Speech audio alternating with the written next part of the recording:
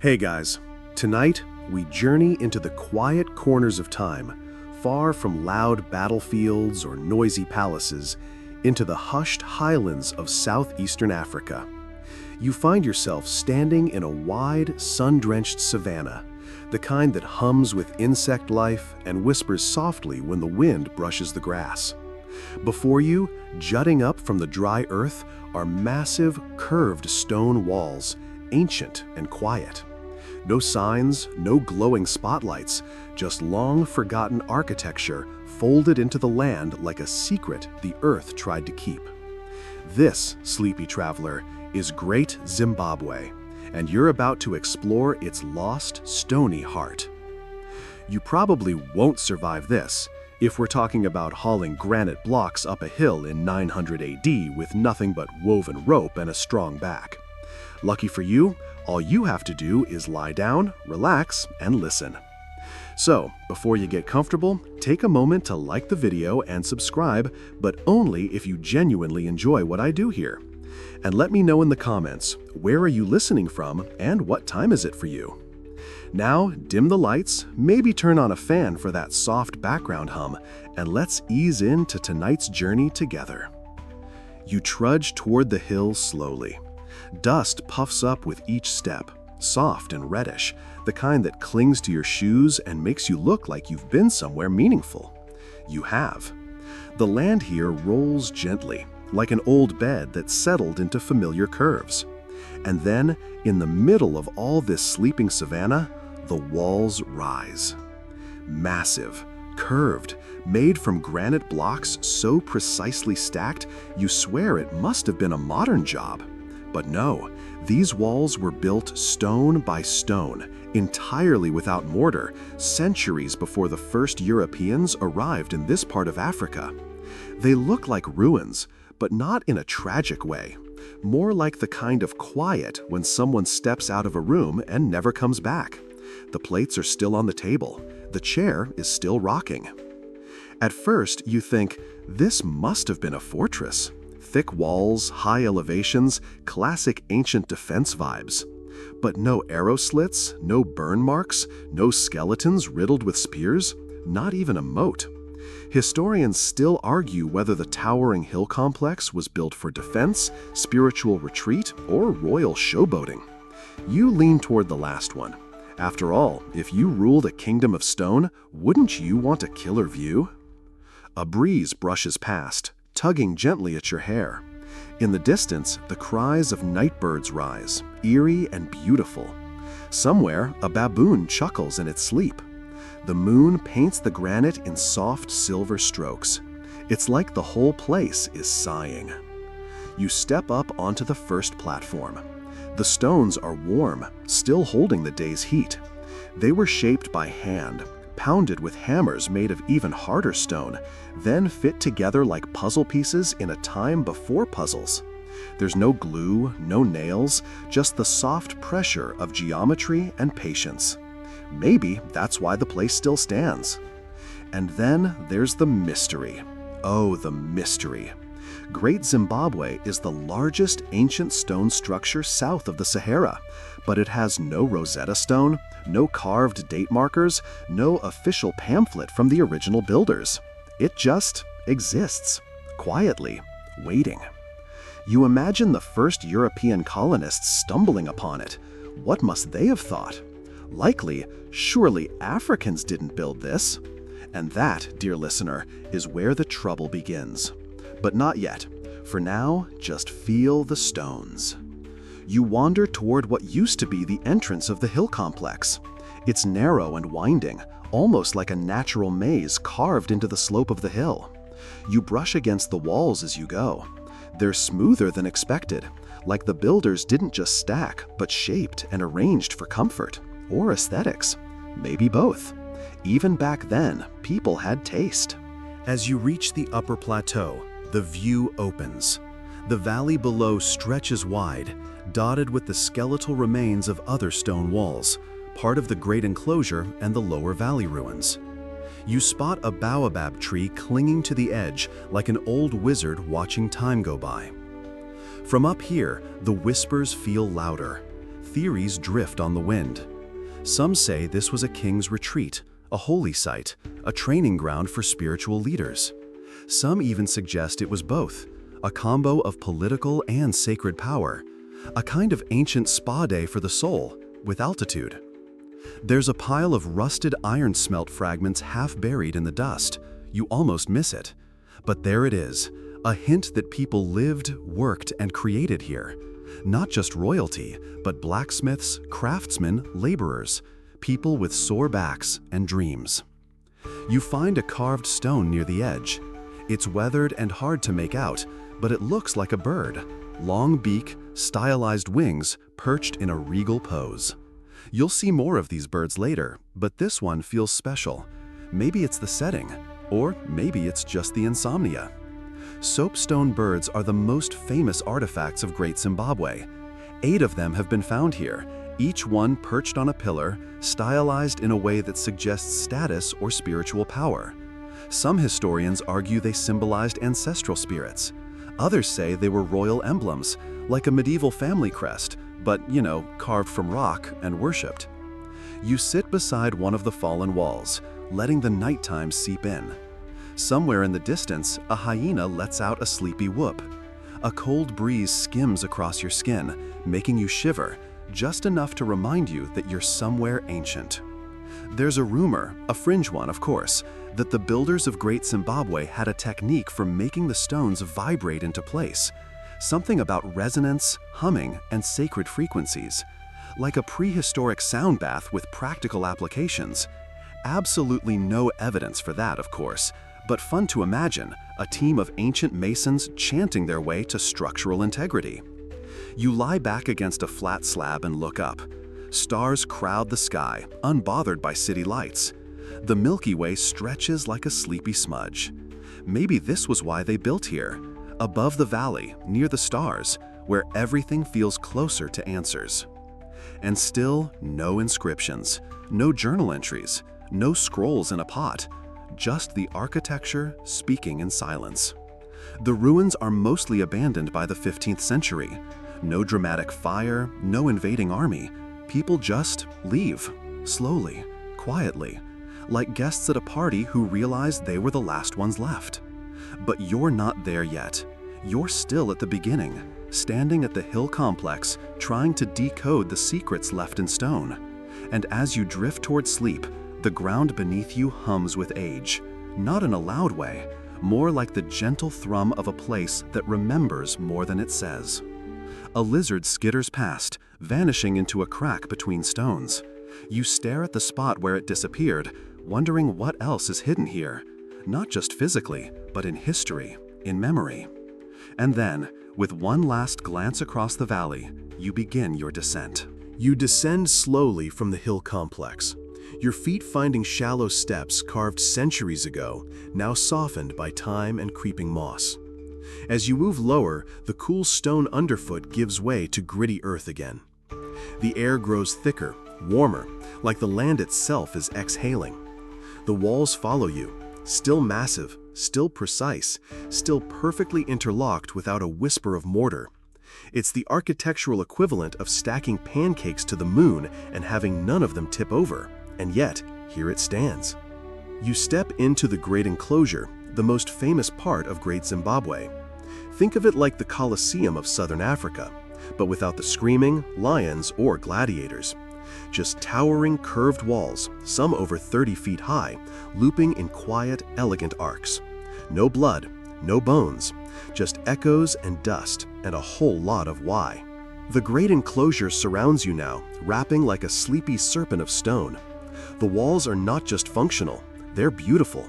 A kind of stone poetry, with patterned herringbone sections and flowing lines that hug a landscape instead of fighting it.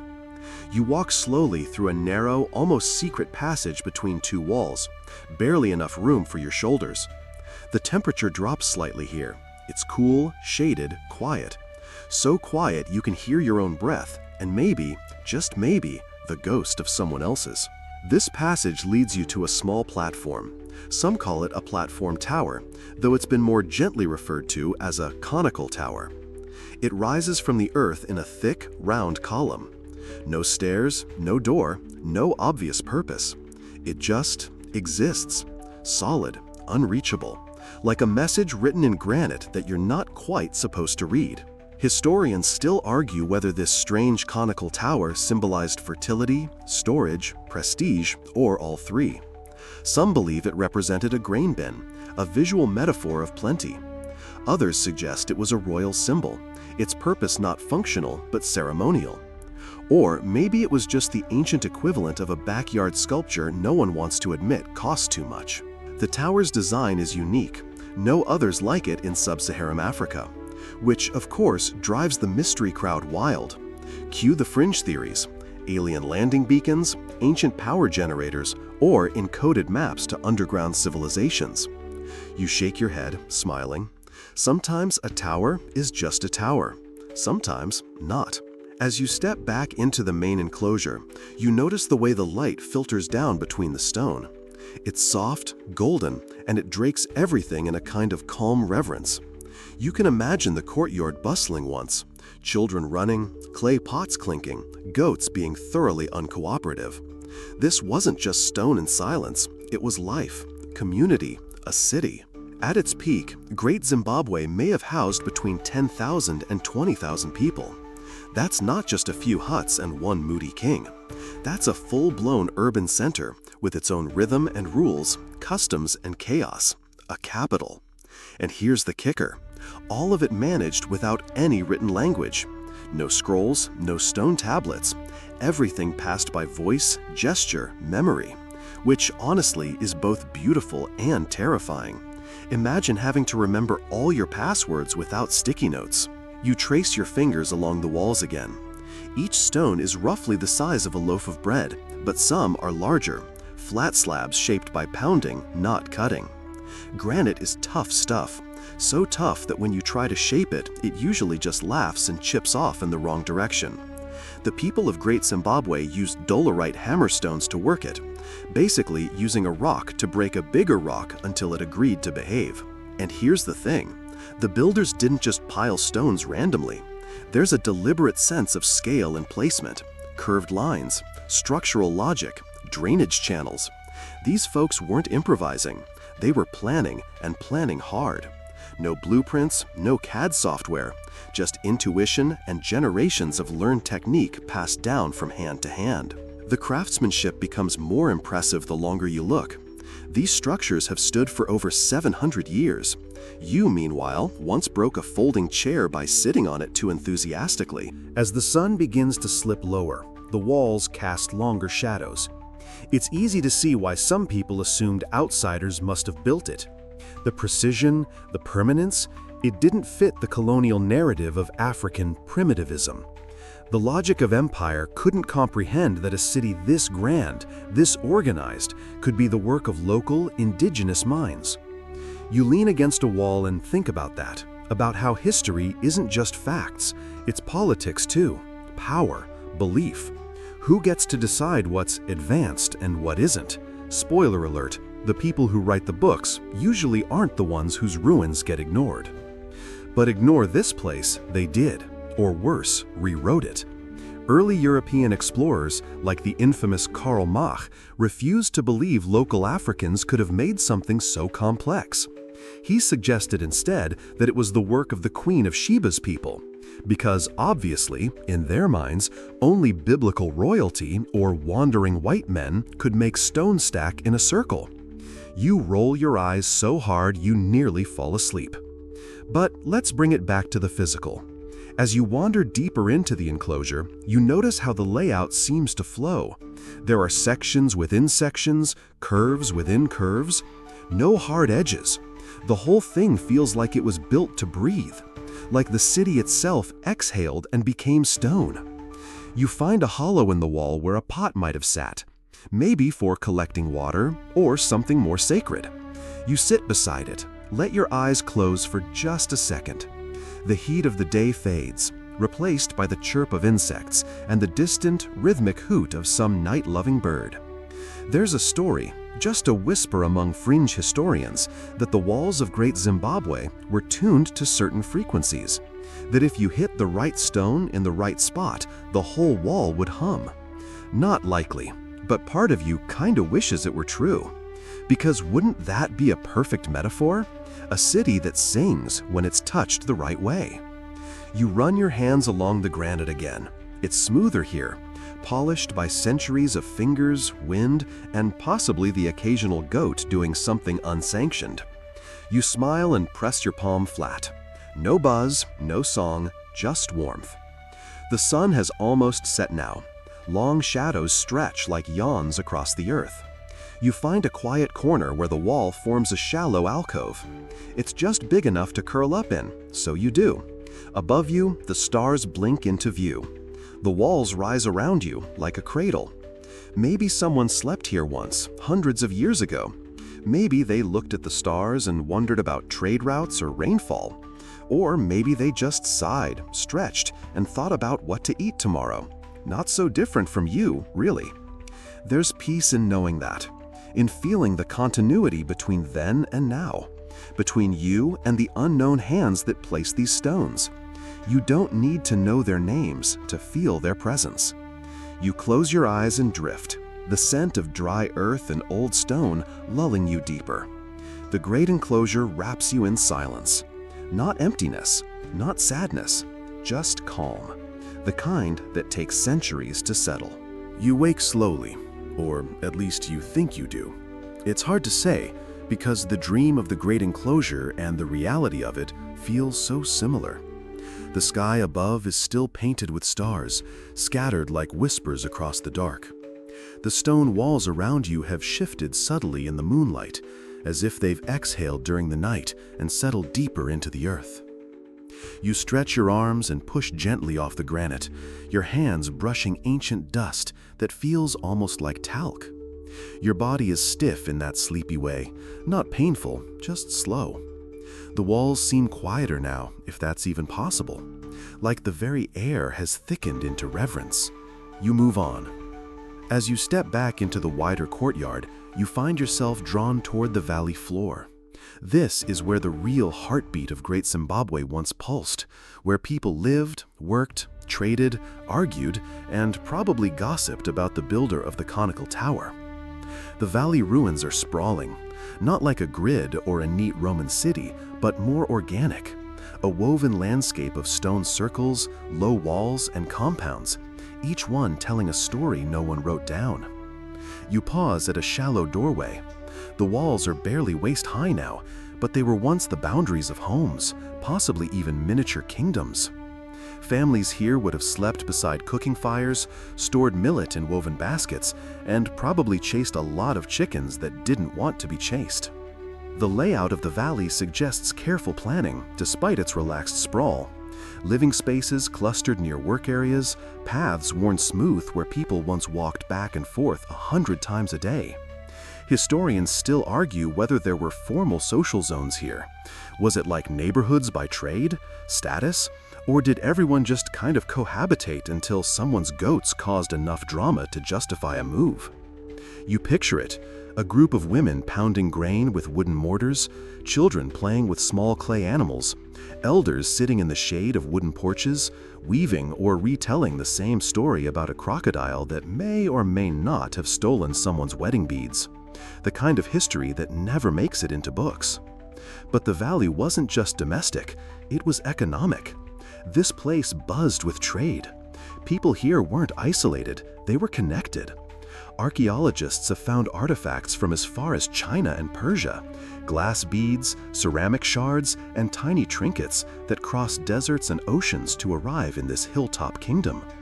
Imagine that, a small item, a bead maybe, passed from hand to hand across thousands of miles, through caravans, ports, bazaars, and dusty trails, all the way to this quiet African city.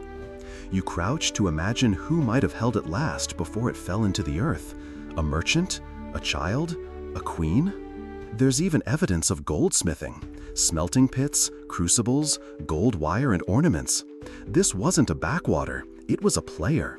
A kingdom plugged into global networks before the word global even meant anything. You can practically hear the soft jingle of ornaments on a noble's wrists as she strolls through the market, appraising fabrics, spices, and gossip. Of course, not everything is glitter and beads. You walk a little farther and find the remains of what was likely a cattle kraal, a walled area for livestock. Cattle were a major symbol of wealth and status here. The more cows you had, the more people listened when you started a sentence with, "in my day." But here's something odd. There are hardly any bones.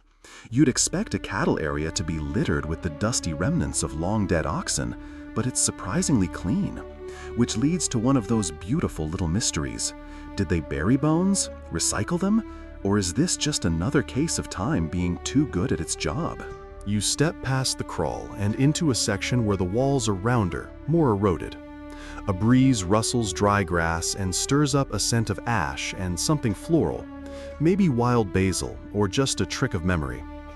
You remember reading that some compounds in the valley may have been used for spiritual purposes, ceremonial fires, ancestor veneration, maybe even healing rituals. And here's where things get weirder. There's a theory, one of the softer, more fringe-adjacent ones, that Great Zimbabwe was built in alignment with certain celestial bodies, that the layout of the hill complex, great enclosure, and valley structures followed solstice paths or lunar cycles, like an African Stonehenge, but with more goats and fewer druids. No one can prove it, of course, but the thought lingers, like smoke in the morning. You reach a circular platform, slightly elevated, ringed by smooth, flat stones. It's too symmetrical to be random. Maybe it was a gathering place, a meeting spot, a court, or a stage where someone with excellent posture told the village what the ancestors had whispered last night. You sit on the edge and listen. Not for words, really, just the atmosphere. The kind of quiet that feels like it remembers. You wonder how the people of Great Zimbabwe viewed themselves. Did they feel powerful, protected? Did they consider their city the center of the world as so many ancient cultures did? You imagine a child here, looking out toward the horizon, asking where the beads came from. And someone, a mother or uncle, saying, "From the place beyond the desert, where the sun takes longer to rise." You hear rustling behind you. For a second, your modern brain suggests ghost zebra, but it's just the wind pushing through the ruins again, like it's searching for someone it used to know. You rise, dust off your hands, and walk toward a depression in the ground, once a well or grain storage pit, now a sunken echo. The city wasn't just for display, it was engineered. Rain runoff systems, drainage paths, stone chutes to carry water from one level to another. There's even speculation about underground silos, hidden caches of grain or gold buried in secret by those who left. And leave they did. By the 1450s, the population starts to decline, slowly. No cataclysm, no big explosion, just absence. People drift away like leaves on a lazy current. Some say it was drought, others blame soil exhaustion, political upheaval, or trade routes shifting. Historians still argue whether the decline was external pressure, internal collapse, or just the slow, inevitable entropy of any kingdom. Maybe it was all of them. Maybe it was none. You walk until the ruins thin out again, until the walls are just suggestions in the grass. You pass a few more scattered soapstone fragments. Maybe birds, maybe not. The detail has worn away. Still, you crouch and touch one gently. It hums with weight. Not magic, just meaning. You imagine the people packing up, not all at once, but over years. Fewer fires each night, less laughter. Eventually, the city breathes its last and slips into memory. Except it didn't disappear. It stayed, quiet, waiting, until others came looking. You pause, watching the first pale hints of dawn stretch across the sky. Shadows slide off the stones, and for a moment, the valley feels like it's waking up with you. The people are gone, the fires are out, but the story isn't over, not even close. The air is thinner in the early morning, crisper. It lifts gently through the ruins like it's afraid to wake anything. You sit at the edge of what used to be someone's world, a city of stone and sun and silence, and let your breath match the rhythm of this ancient place. The sky lightens to a dusty lavender. Somewhere in the grasslands below, a bird gives a sharp, almost sarcastic cry, probably wondering why you're up so early too. You rise and make your way down from the valley ruins, back toward the hill complex, retracing steps in reverse. The path is lined with whispering grass, the scent of dew, and the occasional rock that seems very committed to tripping you. But this time, your goal isn't the top. You pause halfway, at a strange half-hidden ledge just below the ridgeline. Here, the terrain flattens into a wide open stretch dotted with stone piles and oddly spaced platforms. This is where archaeologists believe some of the more ceremonial areas existed. Ritual spaces, perhaps, or lookout posts for observing stars, storms, or distant travelers. One thing's clear: the builders of Great Zimbabwe weren't just practical, they were poetic. The architecture blends seamlessly with the landscape. It doesn't conquer the hill, it harmonizes with it. No bulldozers, no leveling, just 1,000 tiny compromises between human will and natural form. It's one of the reasons the city feels dreamy, like someone imagined it into being, then quietly let the dream grow moss. You crouch by a lichen-covered rock that juts just a little too perfectly to be coincidence. Some say these stones were placed to mark seasonal changes. Others suggest that during certain sunrises, shadows fall just right to signal planting time. Historians still argue whether this kind of spatial knowledge was passed down deliberately or if it was just happy accident layered with spiritual meaning over time. Either way, the site shows an uncanny understanding of environment. You're not just standing in an old city, you're standing in a kind of open-air calendar. And now, as the sun breaks over the eastern hills, those shadows do shift. They stretch like yawns across the stone, one by one. It's subtle, but you feel it, the rhythm, the intention. Someone stood here centuries ago and saw the same line of light curl over that same granite ridge. Maybe they nodded. Maybe they called to someone nearby, saying, "It's time." You wander farther and notice something peculiar. Scattered throughout the site, tucked into crevices or hidden behind low walls, are small soapstone carvings. Stylized animals, symbols, sometimes birds with their wings half spread. These aren't just decorations, they're messages, metaphors carved in mineral. The most famous of these is the soapstone bird. If Great Zimbabwe had a flag, this would be on it. Tall, slender, with sharp eyes and folded wings, it's not quite a falcon, not quite an eagle. Maybe both, maybe neither. Some say it's a beta eagle, a raptor common to the region, known for its dramatic flair and unsettling ability to glide forever without flapping. The bird appears on multiple sculptures, always carved from the same soft gray-green soapstone. Each figure stands on a pedestal, often with zigzag patterns or chevrons. It's possible they once sat on top of the walls, acting as guardians or messengers. Some say they symbolized kingship, or perhaps an ancestral totem. Others think the birds were more literal, representing the spirits of past rulers, watching over the living. Of course, fringe theories have also had their fun.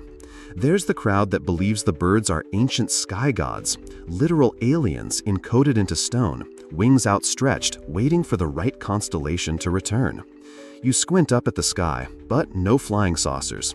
Just a pair of hawks doing lazy morning loops. You trail your fingers along one of the sculptures, tracing the carved feathers. It's not fancy, no intricate plumage, no dainty feet, just the suggestion of birdness, but it carries weight, like a signature you can't read but know is important.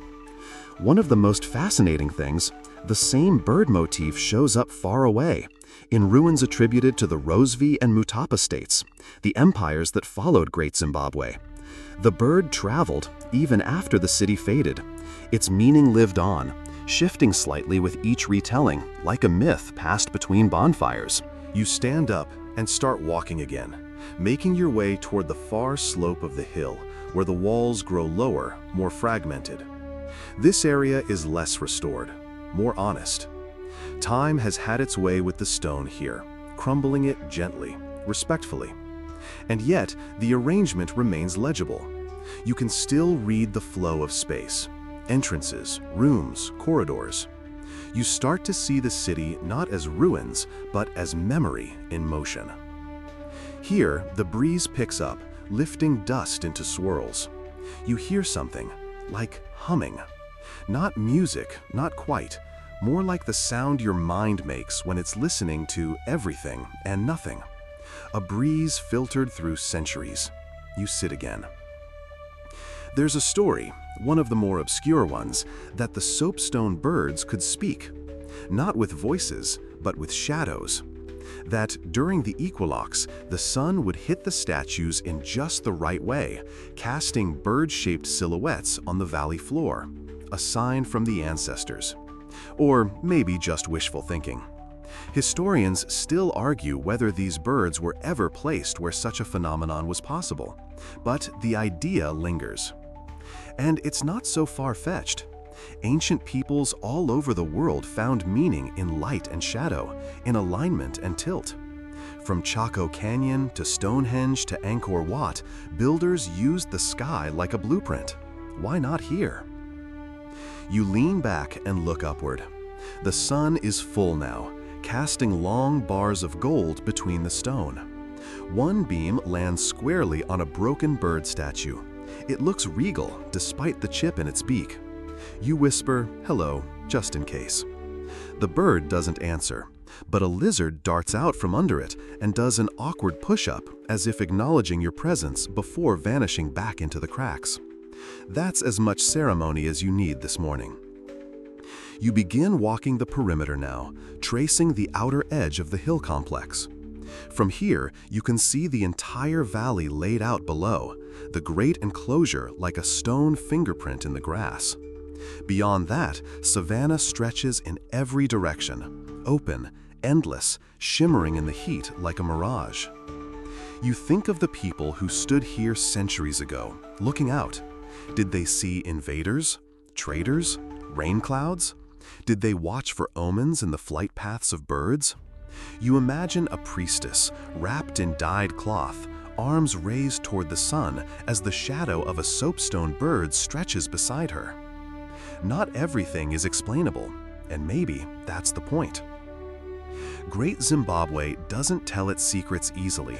It wasn't built for us. It didn't ask to be a mystery. It just is. And in that, there's a kind of freedom. You don't have to understand every symbol. You can just stand here, between stone and sky, and let the questions wash over you.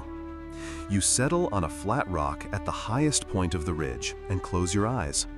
The breeze brushes past your ears, warm and steady. The stone beneath you holds the last chill of night. It's all very gentle, very quiet. The soapstone birds don't speak. The ruins don't answer. But you feel full, like something old and slow has curled up beside you. You stay there for a long time, listening, breathing, waiting for the shadows to move again. Eventually, you stand, slowly, like you're rising from something deeper than rest. The rock you were sitting on still hums faintly beneath your fingertips, as if reluctant to let go. You give it a soft pat, thanks maybe, and make your way down from the ridge, the morning light sharpening into warm gold around you. The hill complex recedes behind you, not vanishing, just shifting into memory, like a friend who doesn't need to be looked at to be felt. You walk toward the outer edges of the city now, following a trail worn by wind and centuries of curious feet. The terrain flattens again. Ahead lies something quieter, less monumental than the towering walls or regal enclosures. A field of stone arrangements, low and scattered, graves perhaps, or markers of something not entirely explained. This is the cemetery zone of Great Zimbabwe, although calling it that feels almost clinical. The stones here are smaller, more intimate. Not headstones in the way you'd find in a churchyard, but subtle alignments, oval groupings, crescent shapes, and the occasional flat slab placed just so. They don't shout, they whisper. And yet, this might be one of the most sacred places in the entire city. You walk slowly now. Every few feet, another arrangement appears. Some are little more than outlines in the dust. Others are clearly tended, still partly upright despite centuries of rain and silence. You imagine someone kneeling here once, maybe with a bowl of millet or a small carved token, maybe humming, maybe crying. In Shona tradition, the language family connected to the people who likely built Great Zimbabwe, ancestor veneration is deeply woven into daily life. The dead aren't gone. They're just quieter, always present, always watching. So these stones might not mark endings, they might mark portals. You crouch by one oval of stones and rest your hand on the largest piece. It's smooth on top, sun-warmed. Someone else has touched this. Not just recently, but many times over many lifetimes. You wonder who lies beneath: a builder, a weaver, a midwife who delivered half the city's babies, or someone who just told really good stories by the fire. There's a certain comfort here. Nothing spooky, no skulls or curses, just stones and grass and that soft background hum of time moving forward, one blade at a time. A breeze picks up, shifting the scent in the air. Dust, dry herbs, the faint trace of smoke that probably came from someone's breakfast fire in the village nearby. It all blurs together. The past doesn't feel separate here, just layered.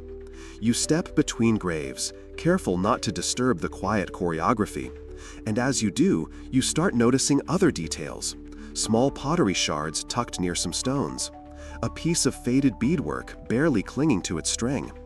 You imagine a mourning ritual, placing a loved one's favorite bowl beside them, or the last thing they crafted with their hands. You pause at one grave that's marked by a single stone bird feather, chipped at the tip. Just one. That's enough. Some scholars believe that these grave arrangements were tied to family lineages, carefully aligned with the stars or with spiritual ley lines across the land. Others think they followed more practical rules, burials grouped by generation or by profession.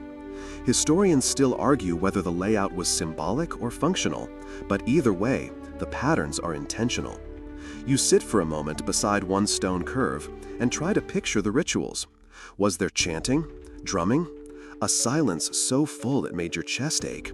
Or did the ceremonies include laughter, remembering the deceased by telling their best jokes, roasting them gently so they'd know they were loved? You like that idea. But the cemetery, as sacred as it is, also tells another story, a quieter, sadder one. Because not all the graves are intact.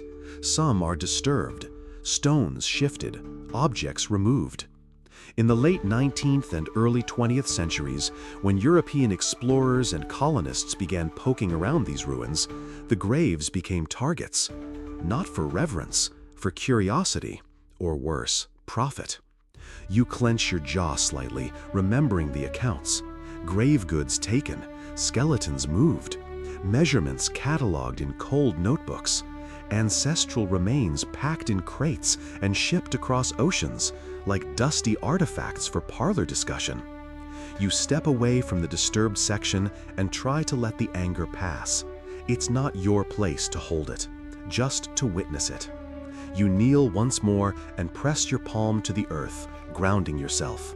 Then you move on.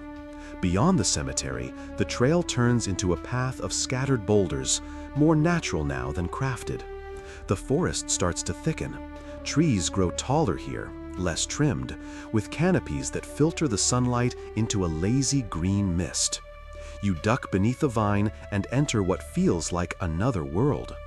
This part of the landscape, known as the periphery, is less mapped, less restored. It's where the edges blur.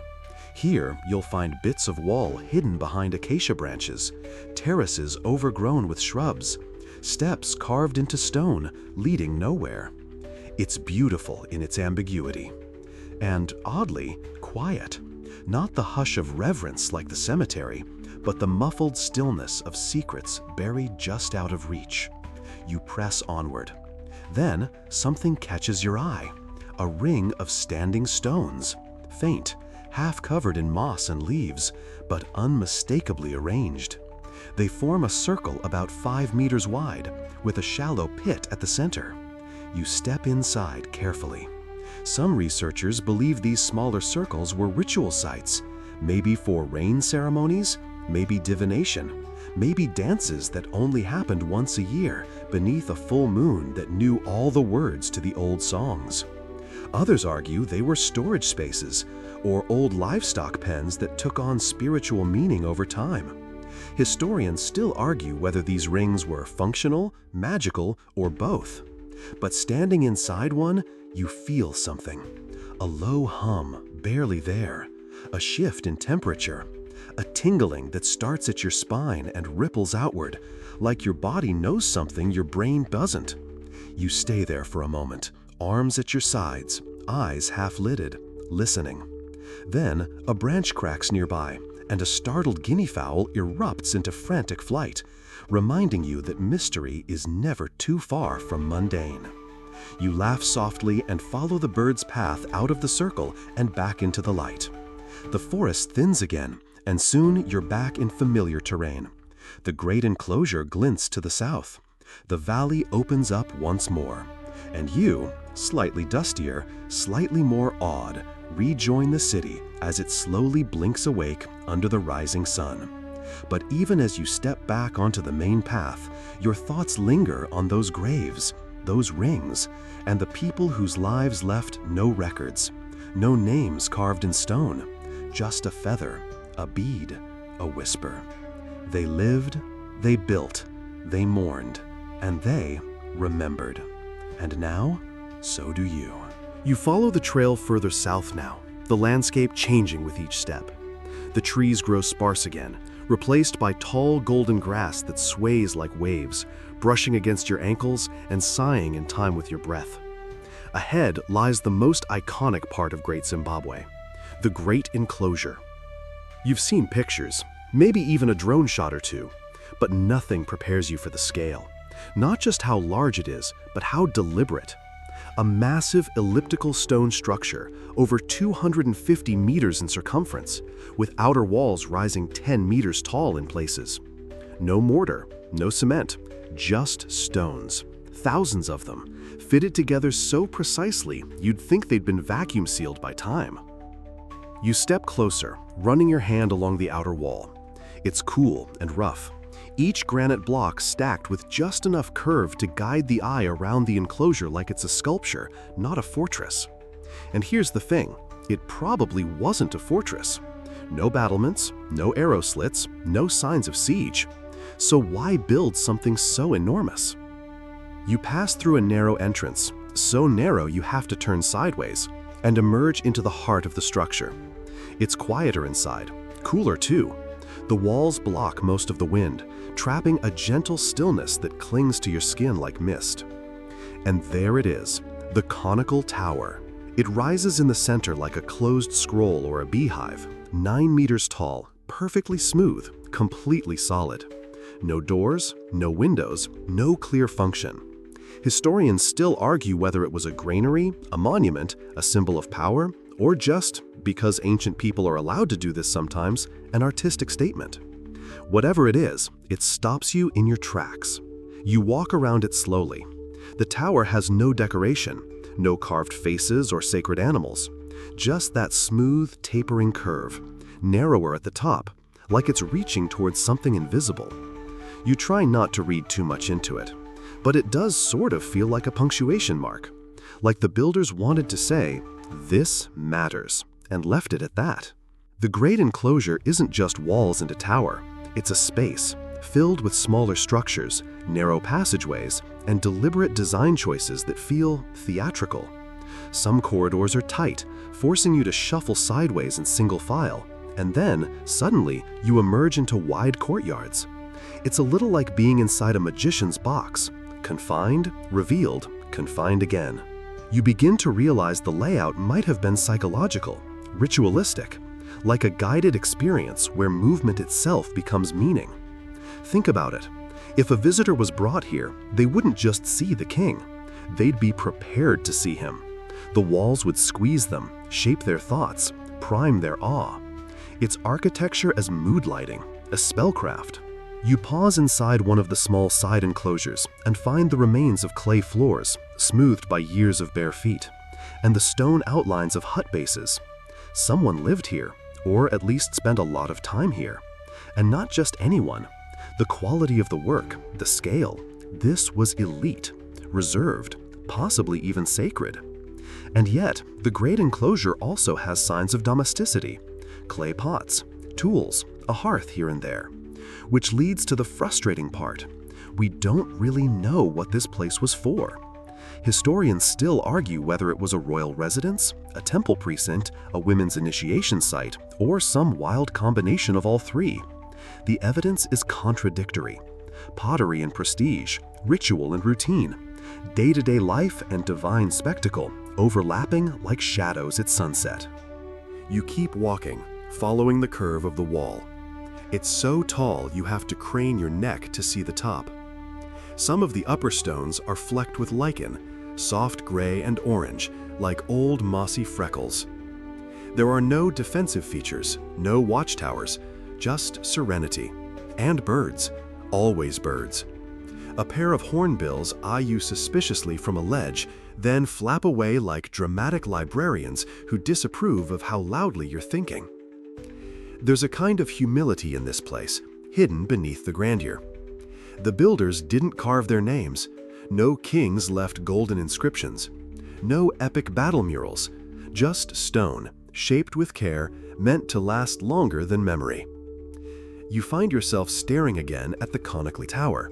It's silent, still, utterly uninterested in explaining itself. And that, somehow, is the most interesting thing about it. Every theory feels plausible. Every contradiction feels intentional. You sit near the base of the tower for a while, just breathing in the coolness, trying to listen past the silence. Did people sing here, dance, or argue about goats and taxes like every other civilization? Eventually, you move on. Near the far side of the enclosure, another narrow passage opens, flanked by two low walls that spiral inward. This is the entrance to the inner sanctum, they say. Or maybe just a clever design to control airflow and foot traffic. Hard to say. But as you walk it, you feel it again, that sense of ceremony, of performance. Every turn you make here feels authored, scripted.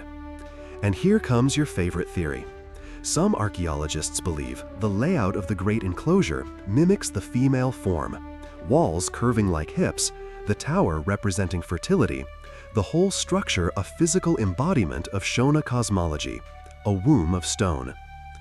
Others argue that's romantic nonsense, reverse-engineered by modern minds desperate for metaphor. Still, as you stand in the heart of the enclosure, surrounded by those warm, curving walls, it's hard not to feel held by something. You lean against the inner wall and close your eyes. The sun paints soft patterns on your eyelids. The air is thick with age, but also with potential, like the city isn't done speaking yet. Just outside the enclosure, you notice a low stone platform, a stage almost. This may have been used for announcements, performances, or rituals. Some think it was the speaker's place. Others think it was simply a gathering spot where decisions were made, songs were shared, and gossip flowed like beer at a wedding. You can almost hear it now, the laughter, the drumming, the low murmur of debate about whose cattle were the most stubborn this season. And then there's that odd detail. At several points along the enclosure walls, archaeologists have found upright stones deliberately inserted into the wall's base. These aren't structural, they're symbolic. Possibly markers, possibly grave indicators, possibly something lost entirely to time. Historians still argue whether these stones were part of a lost language, a visual grammar of status, lineage, or memory. But standing next to one now, you place your palm against it and think, maybe it's enough just to stand here. Maybe knowing is overrated. You walk one last loop around the conical tower, then exit through the spiral passage, rejoining the outer world. The walls fall behind you like the end of a dream. Not faded, just filed away for later. And as you return to the broader landscape of the city, its valleys, its quiet trails, its silent ghosts, you can't help but glance over your shoulder once more. That stone ellipse, that tower, that gentle defiance, still there, still watching. You stretch your arms as you walk downhill, the path from the great enclosure gently sloping toward the wide open valley below. The terrain is different here, flatter, easier on your ankles, but still dappled with outcroppings and stones that seem to appear just when you stop paying attention. This part of the city has a different energy, less sacred, more social. Welcome to the Valley Ruins. You pause near a tall patch of grass and squint ahead. Stone walls again, but this time smaller, closer to the ground, looser in shape. These aren't grand like the hill complex or sweeping like the great enclosure. These are homey, familiar. If the hill was the head and the great enclosure the heart, this was the hands, the lungs, the chatter of daily life. You step over a low wall into what once was someone's home. You can just make out the layout: a rectangular courtyard, a round foundation for a clay hut, and a path that probably led to a cooking area. No furniture, of course, no roof, but the imprint is clear. You close your eyes and listen, not for ghosts or whispers, but for normalcy. Kids arguing over chores, chickens complaining, someone laughing too loud while stirring a pot. The real life that filled these spaces before the silence took over. In its prime, this valley wasn't just a suburb. It was a humming residential zone. Clay-walled huts arranged in family compounds with walkways, granaries, and livestock pens woven between them. A small-scale urban sprawl built not from glass or concrete, but earth and stone and careful intention. You pass from one cluster to the next, noting how the stonework here is less polished than in the elite zones. Still strong, but more functional. These walls weren't built to impress visiting dignitaries. They were built to keep goats from escaping and toddlers from wandering into cooking fires. But even here you catch glimmers of beauty. A bit of stone carved in a subtle spiral. A corner where the walls curve in an oddly artistic way, like the builder couldn't resist adding flair. Maybe some uncle was known for that. Oh, you know how Tombo gets with his walls. As you keep walking, you notice patterns. The placement of doorways, always facing away from prevailing winds. Small gutters carved into the ground for drainage. Clay shards embedded into the floor to prevent slipping. Ancient anti-skid technology. Historians still argue whether these valley homes belonged to artisans, traders, or extended family networks of the elite.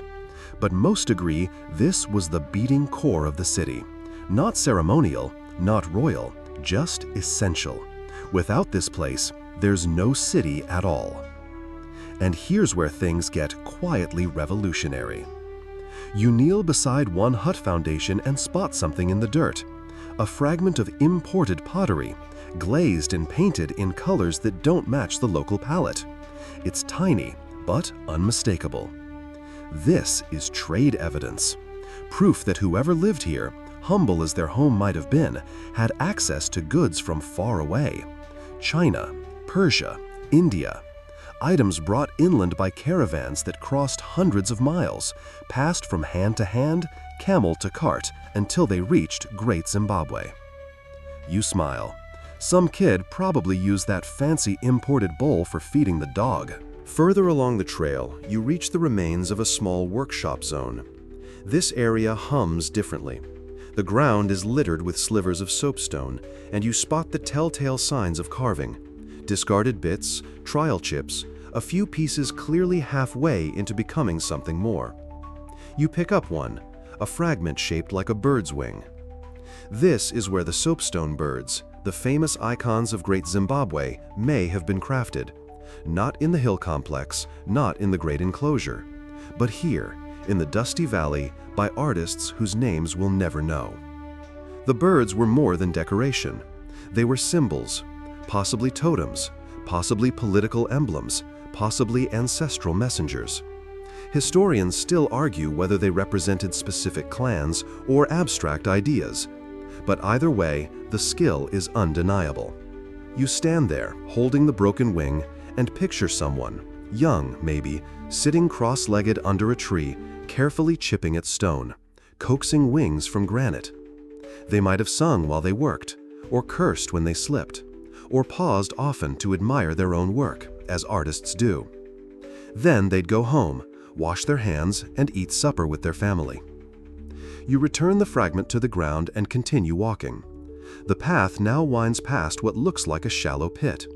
At first glance, just a depression in the earth. But you've seen enough of this city now to know it's not random.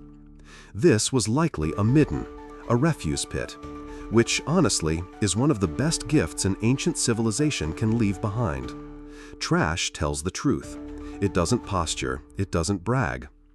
You look down and see pottery shards, burnt bones, a few beads. Ordinary things, discards. And yet, through them you glimpse lives. Meals eaten, goods broken, things lost or thrown away. One bead catches your eye, blue and round, made of glass, imported, again. This little object traveled farther than most of us ever will, only to end up here, beneath your shoe, in a 700-year-old garbage pile. You smile. History is weird. As you continue through the valley, the spatial logic becomes clear. Paths converge like spokes in a wheel. Certain walls are taller, not for defense, but to separate spaces. Privacy maybe, or sound insulation. You imagine kids playing games around the edges, tossing carved wooden animals or drawing patterns in the dust. One of those kids might have grown up to be a trader, or a carver, or a singer whose voice echoed off the stone walls during celebrations that lasted all night. And maybe, just maybe, they were the ones who left the last mark you see before the valley thins into grassland again. Near the edge of the settlement, carved low on a flat slab of granite, is a faint pattern. So faint you almost miss it. It looks like a chevron, or maybe waves. It could be decorative, or symbolic, or just a doodle. Historians still argue whether such carvings were part of a symbolic language or simply ornamental habits of idle hands. You crouch and trace it lightly with your fingers. It feels deliberate. Whatever it meant, it was worth leaving behind. And now, centuries later, you're the one finding it. Not an archaeologist, not a scholar, just you. Dusty, thoughtful, probably in need of a snack. You rise and look back over the valley. The homes, the pits, the stones. None of it is grand, none of it is monumental, but all of it matters. Because this quiet part of the city is where life happened. Not just the rituals, not just the royal decrees, but the morning yawns, the fires lit for porridge, the kids pretending to be birds. And now, somewhere in the rustle of the tall grass, the memory of it still moves. You follow the edge of the valley for a while, skirting the faded line between what once was and what's now just silence. Ahead, a lone tree, tall and lean, with a crown like a haphazard umbrella, marks the next transition. Past it, the landscape flattens further, and scattered clusters of stones begin to reappear in surprising shapes and sizes. You're in the outer city now, the sprawl. This is where Great Zimbabwe really flexes. Not with fancy walls or royal towers, but with scale. It just keeps going. Kilometers of ruins, pathways, terraces, and half-forgotten enclosures stretch in every direction. And here's the kicker. Most of it hasn't even been excavated. You wander through a field speckled with stone circles, some half-buried, others barely perceptible. They look random at first, like nature got creative. But the more you walk, the more you feel the rhythm in it. The way the circles nest together, the narrow causeways that link them. This wasn't haphazard, it was deliberate.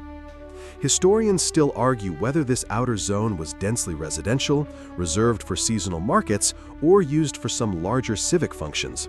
But one thing's clear, it wasn't empty. Thousands of people lived and moved and worked here, probably even more than in the inner city. And here's a wild detail.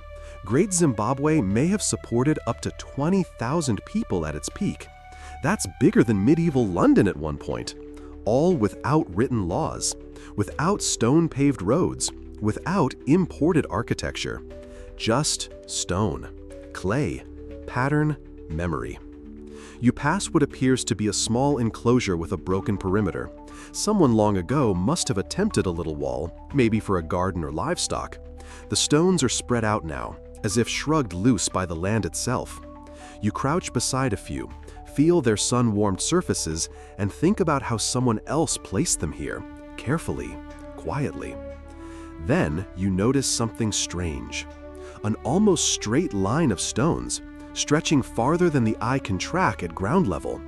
You walk alongside it for a while. It's not a wall, it's not a foundation, it's just a line. One stone after another, evenly spaced, low to the ground, like breadcrumbs. These, archaeologists say, might be part of a cattle path, or possibly processional routes used in rituals. Or, this is the fun one, part of a lost surveying grid, a kind of ancient zoning system, long faded but not forgotten by the earth. And then, just when you think you've hit peak mystery, you spot it. A low circle, different from the others. Inside, the remains of a fire pit, blackened earth, a few scorched fragments. Maybe not recent, but certainly not medieval. Turns out, people still come here. Locals, travelers, spiritual seekers. They leave offerings, beads, coins, feathers, not because they're tourists, but because the place still breathes meaning, still holds energy. You pause near the circle, respectful, not intruding, just noting. The wind rises slightly, and you catch a scent you didn't expect. Burned herbs, maybe from last night, maybe from last year. You inhale, and for a second, it's as if the stone beneath your feet isn't cold anymore. You keep walking, tracing the larger arc of this vast outer city. And now the terrain shifts again. More trees, smaller bushes, patches of wildflowers that seem too cheerful to be growing in the ruins of an empire. You spot birds, real ones, not soapstone carvings, darting from branch to branch. One has feathers like polished metal. Another sings a tune so complex you can't tell if it's music or complaint. You wish you spoke bird, or at least had subtitles. Somewhere in this zone, archaeologists unearthed kilns, actual production sites, fired clay pits where local craftspeople made ceramic pots, smoothed and polished by hand, sometimes glazed with mysterious ingredients. One old story says they used crocodile dung as polish. Another says termite mound ash. Either way, someone was experimenting. You picture a workshop again, hot, busy, someone yelling that they dropped the pot again. Someone else holding up a perfect jar, proud as a parent. This wasn't just survival, it was creativity, commerce, craft, and trade, always trade. You pass a pile of old stones now, collapsed and half swallowed by grass. In the center, a single shard of porcelain, white, delicate, definitely not local. From China maybe, or Persia, or somewhere the ancient Zimbabweans never visited, but whose goods they touched, used, maybe even bartered for with nothing more than gold and cattle. Historians still argue whether this far-flung trade was elite-controlled or open to common merchants. But one thing's clear, someone out here, maybe right where you're standing, unwrapped a piece of porcelain and went, "Whoa, this is nice." You step over a shallow ditch, probably carved by rain more than people, and come across an old storage pit. It's dry now, filled with leaves and the occasional confused beetle. But once, it stored millet, or sorghum, or maybe beer ingredients. You grin. Of course they made beer. Every ancient society had beer. It's practically a historical constant. You imagine someone carrying a jug through the maze of huts, shouting, "This one's strong, blame the goats if I fall over." It gets you thinking, these weren't solemn people living in ruins. They were alive, loud, funny, flawed. They lost things and found them again. They made up songs. They teased each other. They rolled their eyes when the elders got dramatic. And now, they're gone. But not erased. Just quiet. You pass one more stone circle and find a stick carved with shallow grooves. It's probably modern, maybe dropped by a kid, maybe made last year. But you hold it for a second anyway. It fits perfectly in your hand. Some designs never go out of style. You tuck it gently back into the grass. There's a point here, somewhere in all this. Great Zimbabwe wasn't just one place. It was a network, a rhythm, a living, breathing organism made of family ties, livestock paths, whispered stories, and stone. Always stone. You walk a bit more and reach a slight ridge, barely noticeable, but just high enough to give you a view. From here, you can see the city's arc, the hill in the distance rising like a stony ship, the great enclosure peeking through trees like a forgotten temple, and the valley stretching like a palm full of old fingerprints. And in between, the sprawl, the quiet sprawl, a million footsteps, faded but not erased. And one more detail, soft as breath. In some places, the ancient walls form patterns when viewed from above. Zigzags, spirals, even what look like birds mid-flight. Historians still argue whether this was intentional or just coincidence. But from here, looking down at the ruins, you wonder if the city left behind a message meant only for the sky. You pick your way down from the ridge, boots brushing against dry tufts of grass and the occasional stubborn rock that refuses to scoot aside. The sun is lower now, stretching your shadow long and thin across the ground. You glance back at the city, now behind you, and then ahead at what seems like emptiness. But it's not empty, not really. This next stretch is less about stones and more about echoes. Not physical structures, but invisible webs, stories, systems, trade, influence. You're stepping into the far reach of Great Zimbabwe's fingers, the parts that stretched out to touch the world. You're following gold.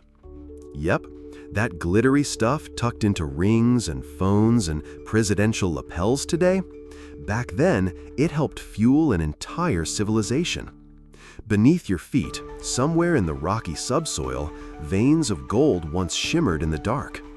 People dug it out, bit by bit, washed it from riverbeds, crushed it from stone. Historians agree, Great Zimbabwe's rise was tied directly to gold. Not just having it, but knowing what to do with it. Mine it, weigh it, trade it, and let's be real, probably fight about it too. You brush past a thorny bush and come across a narrow trench, now eroded, nearly invisible, but archaeologists think it might have once been part of a rudimentary mining path. Gold wasn't pulled from deep shafts back then. It was closer to the surface, accessible, tempting.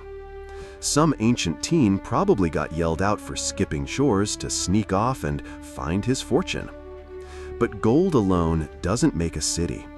You need people willing to carry it, trade for it, and turn it into power. And that's where the story gets much, much bigger.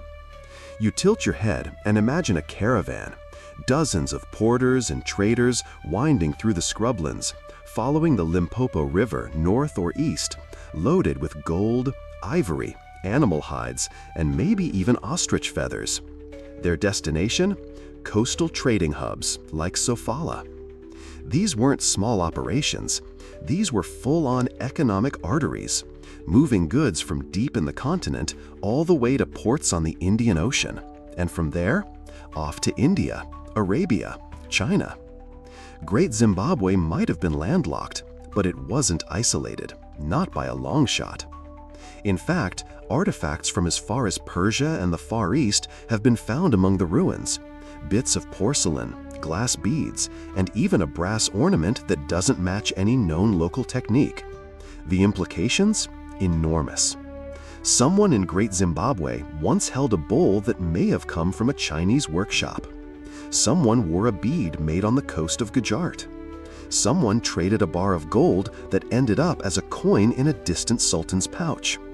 And yet, you're standing in silence. No roads, no ports, just dry earth and wind. The contrast is surreal. You crouch near a patch of flattened grass and imagine a market. Not the towering bazaars of the Middle East, but something local, grounded. A ring of shade huts, mats spread out, goods displayed, haggling, laughter, goat noises, obviously. A trader might roll out a bundle, beads in bright colors, small bronze trinkets, maybe dried fish for some reason. And in exchange, someone would slide over a nugget of gold, or a carved tusk, or 2 iron hose and a really solid complement.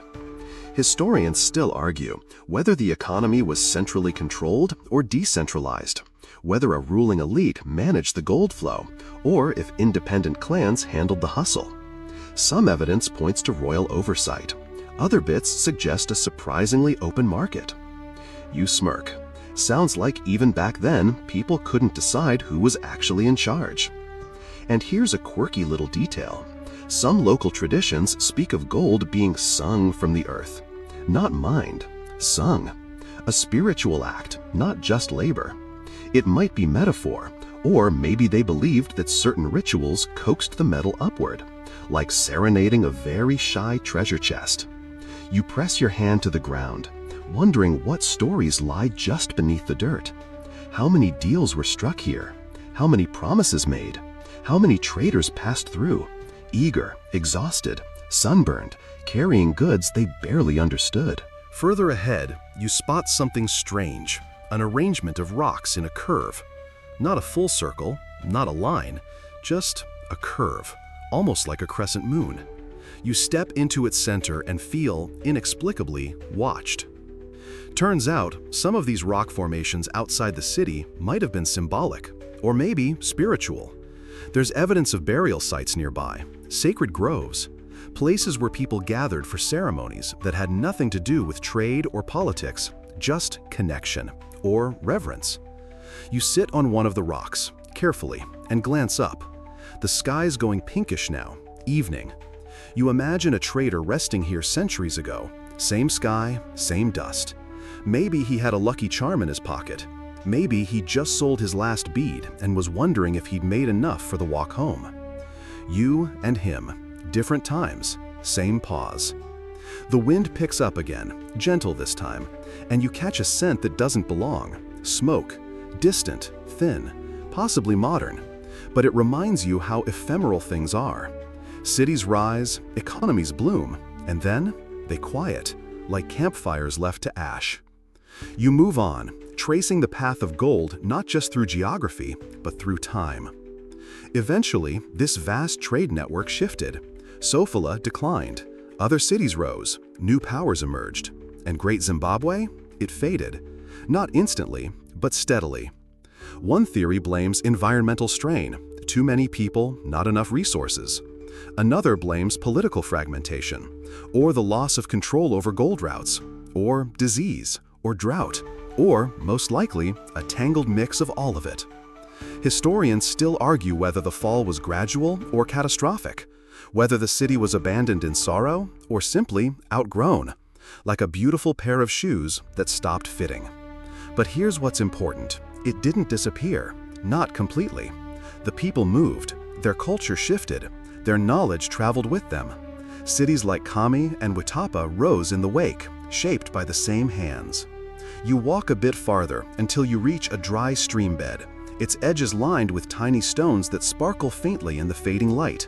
You kneel, pick one up. It's nothing valuable, just quartz, but still beautiful, still here. You turn it in your hand and think about what it must have felt like to carry a bag of gold nuggets on this same path. The thrill, the fear, the weight.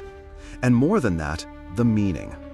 Gold wasn't just wealth, it was story, identity, proof that Great Zimbabwe mattered, that it reached, that it knew the world, and the world knew it back.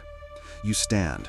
The light now turns orange, stretching shadows like long fingers across the land. Somewhere behind you, the ruins wait. Somewhere ahead, the coast. You're in between, like the trade routes themselves. And if you're quiet enough, you can still hear it. The soft jingle of beads, the crunch of footsteps, the low hum of a story on the move. Through the Rosvi Empire, another Shona-speaking kingdom that rose in the late 1600s.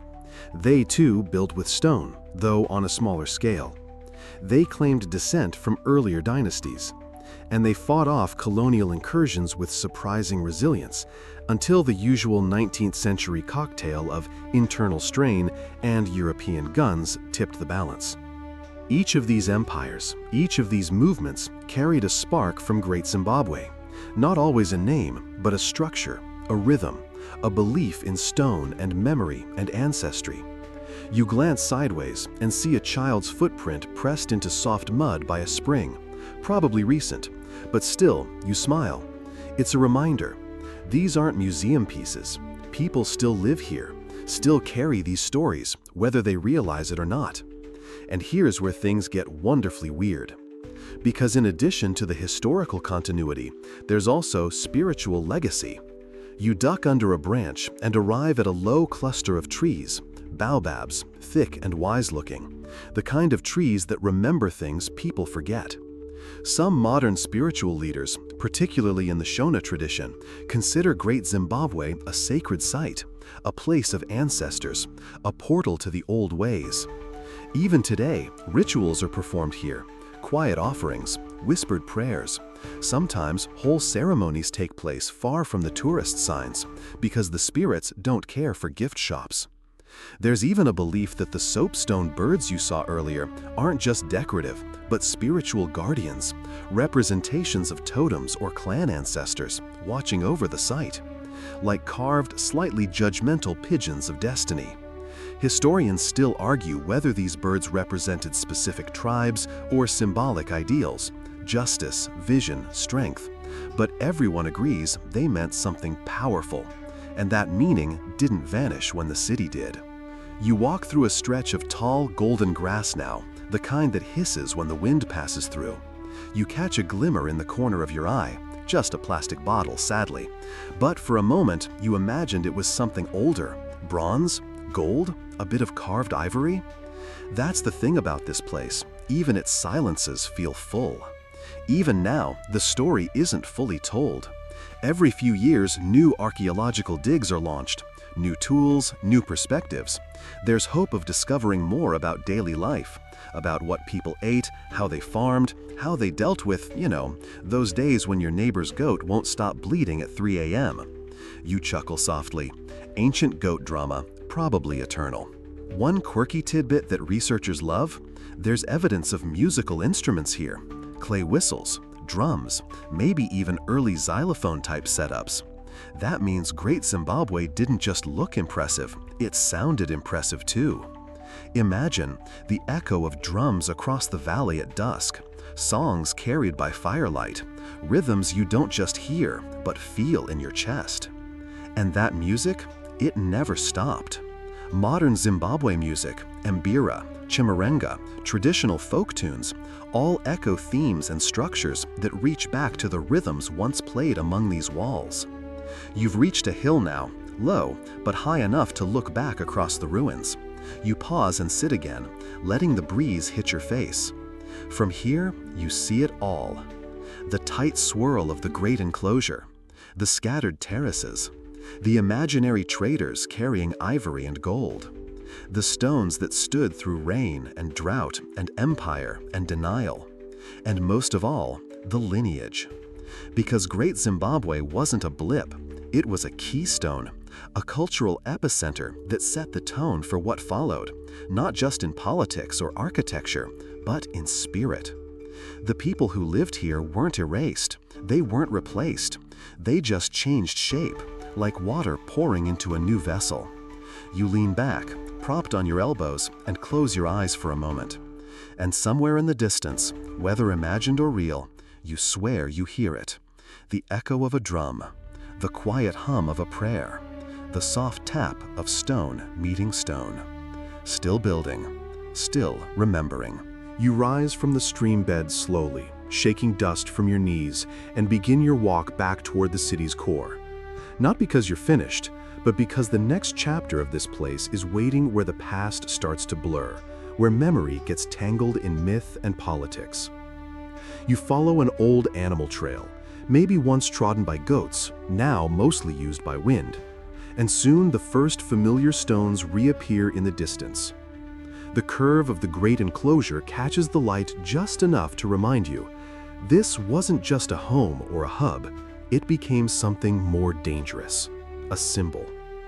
Because once Europeans stumbled across the ruins of Great Zimbabwe in the 19th century, the narrative spun out of control faster than a soap opera on double speed. The first explorers, Cecil Rhodes types with pith helmets and massive egos, stood in these same places you're walking now, And instead of marveling at African craftsmanship, they looked at the elegant walls, the intricate dry stone construction, the imported artifacts, and decided, nah, this couldn't be African. Seriously, that was the logic. It's like finding an iPhone in a cereal box and assuming aliens put it there. You reach a flattened terrace and sit. It's peaceful, quiet. But once upon a time, this land roared with controversy. Because what followed wasn't just misunderstanding, it was erasure, deliberate, systematic. Archaeologists like Karl Mach arrived in the 1870s and declared with shocking confidence that the ruins were probably built by the Queen of Sheba, or ancient Phoenicians, or biblical civilizations lost to time. Anyone, basically, except the ancestors of the people living right down the hill. And here's the real kicker. He based some of this theory on finding a small wooden beam made from Lebanon cedar, which, yeah, sounds exotic, until you realize termites destroy most wood in this region, and that could have easily been brought centuries after the site was abandoned. Historians still argue whether these early theories were honest mistakes or self-serving colonial mythology, but there's no debate about the outcome. A whole civilization was pushed into shadow. For decades, Great Zimbabwe was denied its rightful heritage. Colonial administrators rewrote textbooks. Museums showcased the site as a mystery, and local voices silenced. You shake your head, tracing a finger through the dust. This wasn't just historical inaccuracy, it was cultural theft, and it rippled across generations. Imagine growing up near the ruins, hearing stories from your grandmother about ancient kings and proud ancestors, and then seeing a plaque that says some ancient European probably built it? Rough, right? But here's where the story bends again. Because, despite the suppression, the truth did survive. Whispers and songs, family lineages, oral histories that refused to fade. Even in secret, even under colonial rule, the Shona people remembered this was theirs. And slowly, methodically, the narrative began to crack. Scholars from Southern Africa stepped forward. Archaeologists like Gertrude Caton Thompson, yes, a rare exception among the early Europeans, actually listened to local knowledge. And in the 1920s, she published evidence supporting the obvious, that Great Zimbabwe was built by indigenous Africans. Pew colonial outrage. Her findings were dismissed for decades, tucked away in academic footnotes, because they didn't fit the political story being sold. And then, independence. As Zimbabwe moved towards self-rule in the late 20th century, Great Zimbabwe rose from forgotten ruin to icon, literally. The country took its name from the ruins. The soapstone bird carvings, those elegant little falcons you saw earlier, they became part of the national flag and currency. Suddenly, what had been denied became undeniable, a source of pride, of identity. But also, because history loves to complicate things, a source of politics. You walk now through a space where the past and present blur almost completely. Tour groups have visited here, school children on field trips, politicians with cameras, ritual leaders with drums. The stones have heard it all. And it makes you wonder, when a ruin becomes a symbol, what happens to the quiet truths? Do we romanticize, oversimplify? Do we make the past carry too much of the present's baggage? Historians still argue whether modern nationalism has helped or harmed our understanding of Great Zimbabwe. On one hand, it reclaims the dignity that was lost. On the other, it sometimes layers modern agendas over ancient stones. You run your hand along a weathered wall. The masonry doesn't care who's arguing. It just stands. And that may be the lesson. Because Great Zimbabwe isn't a headline or a slogan. It's a place built by real people over centuries with effort, failure, joy, and repetition. The woman placing stone after stone. The child fetching water with songs on her lips. The builder muttering curses because his wall tilted again. They didn't know they were making a symbol. They were just living. And yet, now, this site has become more than architecture. It's memory, resistance, identity, carved not just in stone, but in hearts. As the wind picks up slightly, you notice the temperature drop. The sky deepens, burnt orange edging toward violet. You're still in the ruins, but it feels like something else now. Not ancient, not modern, just suspended. You pass what looks like a modern visitor sign, faded, maybe knocked down by a storm, but still legible. It tells a brief, sanitized version of what you've just walked. You smile. Nice try, sign. Because the real story can't be squeezed onto a plaque. It's layered, fragile, defiant, still unfolding. You keep walking, past stones that held secrets, past trees that outlived kings. And you realize symbols can be dangerous, but also powerful, especially when they're reclaimed. And sometimes they just need to be sat with, quietly. So you find a flat rock, warm from the sun, and sit again. The wind dances across the grass, and for a moment, the air feels thick with memory. You imagine someone long ago also sitting here. Not a king, not a prophet, just someone tired from walking. Someone who looked around and thought, "This is home." And maybe that's the truest legacy of all. You stretch your legs, feeling the weight of centuries in your knees, or maybe that's just the walking. Either way, the ruins hum behind you like a memory refusing to stay buried. And yet, tonight's story isn't ready to end. Because while Great Zimbabwe's golden age is behind you now, something else lingers in the dust, its legacy. Not just the politics or the pride or even the mystery, but the sheer, strange afterlife of a city that refuses to be forgotten. You walk down a slope now, following what might have once been a processional path, or maybe just a goat trail with excellent PR. The stones on either side don't look like much, but if you squint, if you imagine, they form a faint line. The kind of line a community walks when it still believes in something bigger than itself. That's what we are exploring next, the echoes of Great Zimbabwe, not just in textbooks or slogans, but in the lives, stories, and spiritual fabric of the people who lived after the city faded. Because remember, cities collapse, but cultures don't just evaporate, they adapt, they whisper their way forward. One of the first whispers? The Mutapa Empire. As the power of Great Zimbabwe waned around the 15th century, many believe that a branch of its ruling elite moved northward, establishing a new kingdom that became known as the Mutapa, or Monomotapa Empire. Historians still debate whether this was a direct political continuation or more of a spiritual inheritance, but either way, the fingerprints are undeniable. The Mutapa rulers adopted many of the same cultural and trade practices.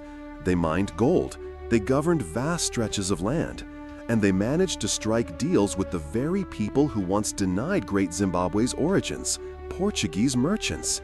Yeah, awkward. But business is business, even when it's laced with colonial creepiness. You crouch at a cluster of rocks now, not part of a ruin, but arranged just so. Maybe by shepherds, maybe by spirits. And you think, the stones didn't stop speaking when the city emptied. They just changed dialect. The Mutapa Empire endured for generations, evolving into a fusion of tradition and opportunism. Their kings bore the title Mwene Mutapa, which sounds suspiciously like Zimbabwe, both names possibly referring to rulers of large stone houses. Coincidence? Unlikely. And here's a curious detail. The Portuguese, ever eager to rewrite maps, once believed the Mutapa king ruled a land so full of gold it might be the mythical Ophir from the Bible. Yep, we're back to those biblical fan theories again. Some of them even convinced themselves that the region must have been connected to Solomon's mines. You roll your eyes. Nope, just African kingdoms doing African business. But the legacy doesn't stop with Mutapa. You push forward along a newer path now, gravelly with signs of occasional truck tires, and start tracing a longer line through time. You wake, well, not quite wake, but shift your weight, and the sounds of wind through the grass come back slowly, like the story itself has taken a breath. From your perch above the ruins, it's easier now to think of time as a spiral, not a line. Great Zimbabwe wasn't just a moment in history, it was a thread, woven into the pattern of southern Africa, still tugging at the present in quiet, complicated ways. And tonight, we tug back. Because while we followed the people, the myths, the gold, there's another trail to walk. A trail through the minds of those who've tried to decode these ruins over the last century. You stand up and stretch, toes curling against the dusty soil. Then you begin down the slope again, this time not toward the stones themselves, but toward the field of theories. The peculiar world of archaeologists, historians, and one or two over-caffeinated treasure hunters who've tried to answer the same question. What exactly happened here? Because despite the excavations and the carbon dating and the very serious conferences with very long PowerPoint presentations, there's still a basic mystery that hangs over Great Zimbabwe like morning mist.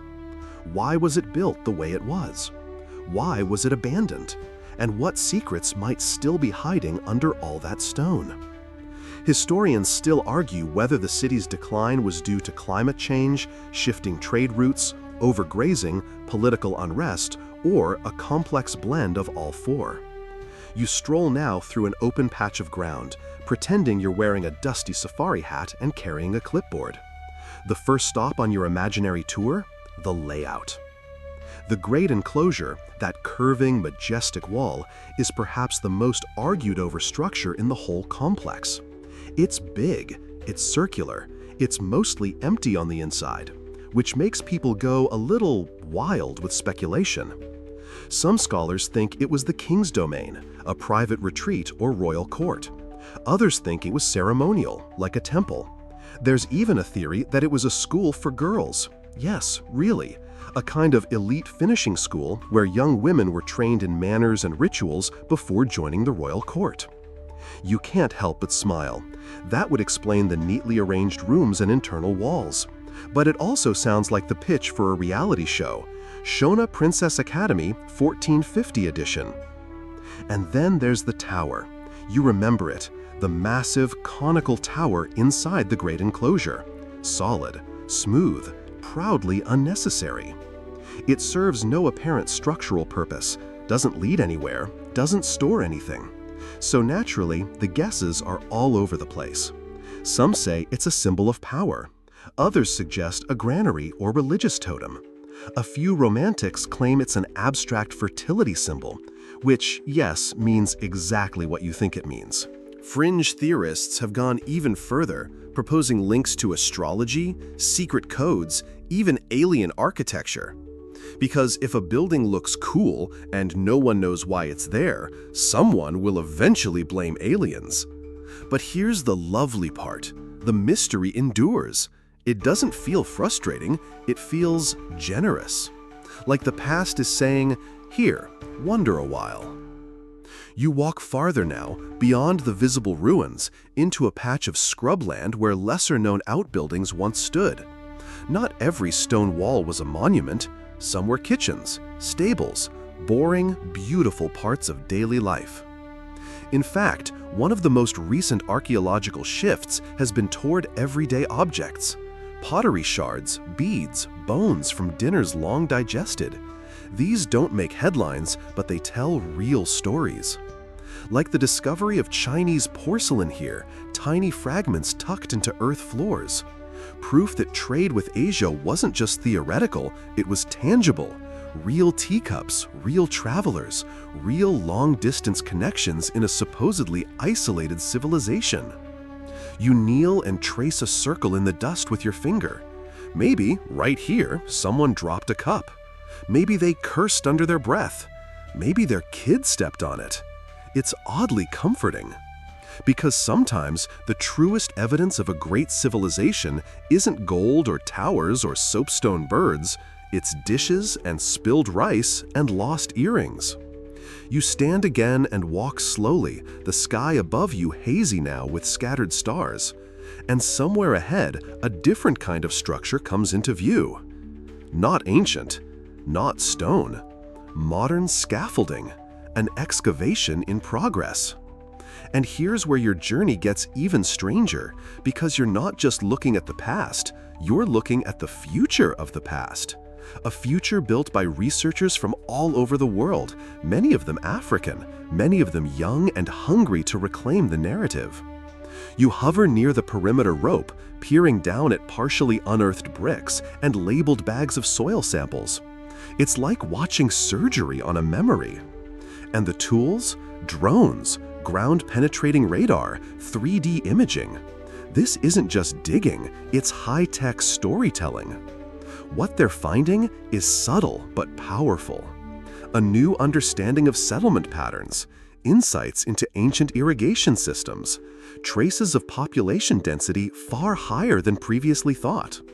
All of it pointing toward a single, quiet conclusion. We still don't fully grasp how advanced this place really was. Because for centuries, the story of Great Zimbabwe was told through a lens of doubt. Even once people accepted that Africans built it, they still downplayed it. Sure, but it wasn't that big. Okay, but it wasn't organized.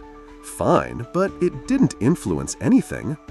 You kick a pebble and watch it skitter. That's how it works sometimes. Not with loud denials, but with 1,000 quiet dismissals. But the truth, unearthed grain by grain, is louder than all of that. Great Zimbabwe was a capital, a hub, a center of trade and spiritual power. Its builders were engineers, artists, planners. Its legacy shaped kingdoms and inspired nations. You stand now at the edge of the dig, heart surprisingly full. Because despite all the questions, why it was abandoned, what the tower means, who dropped the porcelain cup, there's one certainty. This place mattered.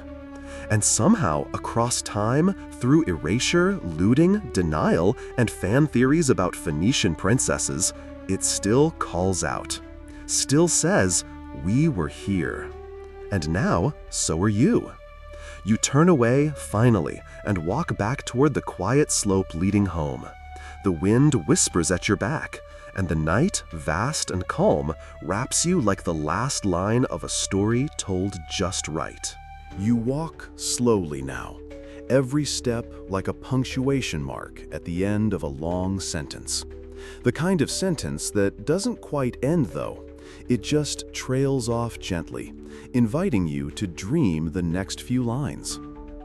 Great Zimbabwe has told you so much already, but it has one more story left in its bones. A story not of kings or traders or architects, but of disappearance. Because every great civilization, no matter how sturdy the walls or golden the vaults, eventually fades. And this one, it vanished with the kind of softness that keeps archaeologists up at night. You descend a gentle ridge, the stones behind you barely visible now in the blue of near night. And somewhere deep in your sleepy chest, the question forms, why did they leave? There's no war rubble here, no signs of fire or mass destruction, no invading force laying waste to it all. Just emptiness, a slow goodbye.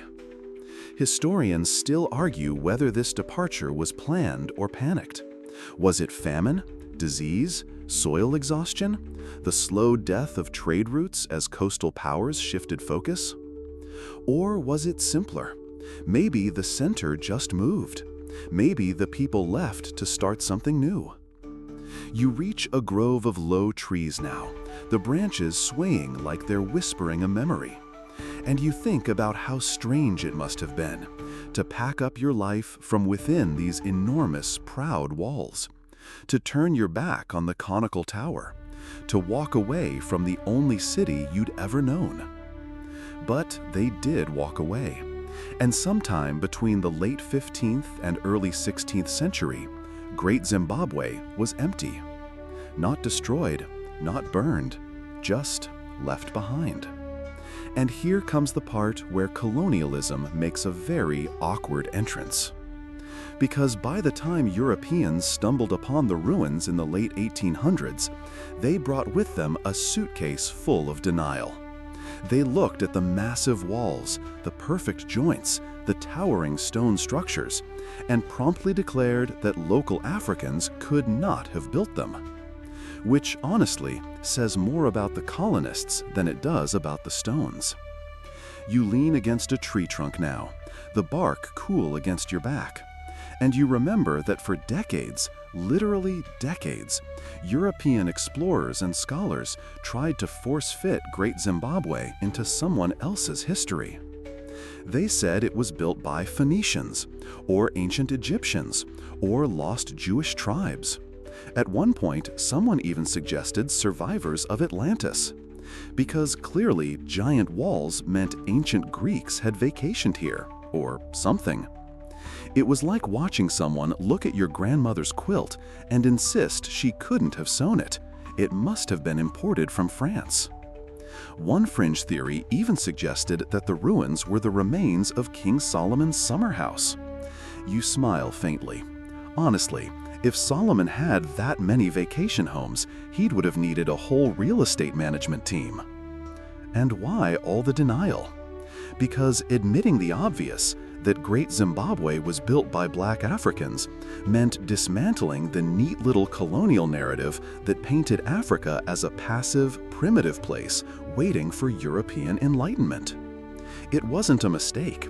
It was a strategy, a quiet kind of theft, not of gold, but of credit. You stand again and follow a faint trail, imagining the first European explorers stumbling around here with their wide-brimmed hats and skewed expectations. The first real excavations in the late 19th century? Yeah, they didn't go well. A man named J. Theodore Bent led one of the earliest digs. He wasn't an archaeologist. He wasn't even particularly interested in African cultures. But he had theories, and more importantly, he had funding. And so, in his rush to prove a foreign origin, he and others dug hastily, destroying evidence, tossing aside artifacts they deemed unimportant, because they didn't match their theory. Some of the most valuable objects shipped off to museums in Europe. It wasn't until the mid-20th century that African scholars began to reframe the narrative, to push back, to say, hold on, these ruins aren't someone else's inheritance, they're ours. And here comes a twist. Because even long after the academic consensus shifted, even after scholars finally agreed that Great Zimbabwe was built by Africans, governments and school books were slow to catch up. Especially in Rhodesia, the former colonial state that later became Zimbabwe. There, the white minority government actively censored research suggesting African origin. Because, well, you can't keep selling the lie of benevolent rule if you admit the people you're ruling once built stone cities without your help. But the truth, it doesn't go away, it just waits. You crouch now by a cluster of loose stones, not ruins, just rocks, but you can't help wondering if someone, long ago, sat here too. Maybe after walking away from the city, maybe just before building a new home elsewhere. Great Zimbabwe didn't disappear into silence, it rippled outward, through the Mutapa Empire, through oral traditions, through songs and rituals and names passed down generations. And eventually, that ripple reached 1980, the year Rhodesia became Zimbabwe, the year a new nation was born, and in naming itself, chose not a foreign saint or generic united or democratic title, but Zimbabwe, the name of its ancestor. You rise again, slowly, and look out over the now dim horizon. Imagine being in that moment, independence fresh, a flag newly raised, and saying, "We are Zimbabwe." That's not just national pride. That's ancestral memory flexing its muscles after a long, cold sleep. And that choice, it wasn't symbolic, it was foundational. The soapstone bird, remember him from the ruins? He's now part of the national emblem, literally carved into the story of modern Zimbabwe. Currency, government seals, sports logos, they all carry echoes of Great Zimbabwe. Not because the past is perfect, but because it's real. Because it belongs to the people who live there now. You walk again, slower now. The sky above, a velvet curtain pulled taut, no stars, just the deep blue hum of almost sleep. The city may have emptied, the towers crumbled, the goats reclaimed the courtyards, but the idea of Great Zimbabwe? That never left. It lived in stories. It flickered in resistance. It came back strong and unapologetic when the world finally stopped talking about it and started listening to it. And you're part of that now. You've walked its walls, traced its legends, rolled your eyes at its fringe theories, and nodded quietly at its legacy. And maybe, just maybe, you'll carry a piece of it with you, like a tiny stone in your pocket, smooth, solid, true. You move through the hush now, steps barely audible in the dry grass. There's a different kind of weight in the air tonight. Not the burden of lost empires or historical footnotes, but something softer, more like reverence. Because if the last chapter was about disappearance, this one, it's about memory. The kind that lives not in textbooks, but in song, soil, and names whispered between generations. You settle beside a patch of thorny shrubs, the ground warm beneath you. A breeze stirs, carrying the scent of dust and distant firewood, and you think about the ways Great Zimbabwe never truly left its people. In a country shaped by colonialism, revolution, and struggle, Great Zimbabwe is more than ruins. It's a compass, a cultural spine. And over the last few decades, it's been slowly, stubbornly re-threaded into the daily rhythm of Zimbabwean identity. Let's start with education. Today, every child in Zimbabwe learns about Great Zimbabwe in school, not as some vague mystery or alien enigma, but as the proud work of their ancestors. Kids trace the outlines of the great enclosure in crayon. They memorize dates. They visit the site on field trips, posing beside the curving walls like tiny, proud time travelers. You imagine one little girl standing beside the conical tower, squinting up and thinking, one day I'll be president. And honestly, she might. You shift your position slightly, legs stretched out now, and the dry leaves crinkle beneath you like old parchment. From here, you remember that Great Zimbabwe doesn't just belong to Zimbabwe. It speaks to a much wider legacy, a reminder that Africa has always had civilizations, engineers, traders, thinkers. So many African cities and kingdoms are still being rediscovered, their stories pulled from the ground like threads in the dark. And Great Zimbabwe? It's one of the brightest of those threads. A constant challenge to the outdated myth that African history only began with European contact. That myth? It's finally cracking like old pottery. And yet, there's still work to be done. Because while the ruins are now a UNESCO World Heritage Site, protected and celebrated, they're also vulnerable to erosion, to looting, to underfunding. The site doesn't rake in billions. There's no gift shop full of plush soapstone birds wearing sunglasses, though honestly, please someone make that. What it does have are caretakers, scholars, elders, and tourists who arrive slowly, reverently, drawn not by flashy hype, but by the quiet weight of something ancient and real. You stroll mentally through the museum near the site now, a modest structure, warm with terracotta tones, filled with displays of iron tools, pottery fragments, and interpretive panels. There's a reverence in the air there, like entering a cathedral built from facts instead of prayers. And speaking of prayers, remember the spiritual echoes we mentioned back in Section 4? They never stopped humming. Even today, some visitors treat Great Zimbabwe not just as a ruin, but as a shrine. Offerings of snuff, beer, or coins are sometimes left at the base of sacred stone walls. Not because people are clinging to the past, but because they feel it in their bones. It's the same reason some elders insist the site must be approached with respect. That certain rituals, smoking, loud laughter, selfies atop sacred walls should be avoided. Not because there's a posted rule, but because it's just wrong. like shouting in a library or texting during a wedding. You lean your head back now, watching as a bird crosses the sky, just a silhouette against deep navy.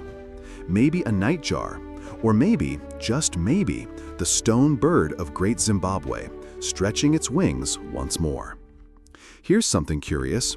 That soapstone bird, the one carved with no mouth and long, elegant tail feathers, it doesn't match any known bird species in Zimbabwe. Historians still argue whether it's a battler eagle, a fish eagle, or an artistic invention entirely.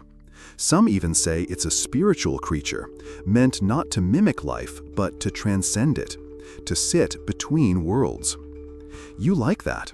You imagine it perched quietly on the boundary between the seen and unseen, watching over both.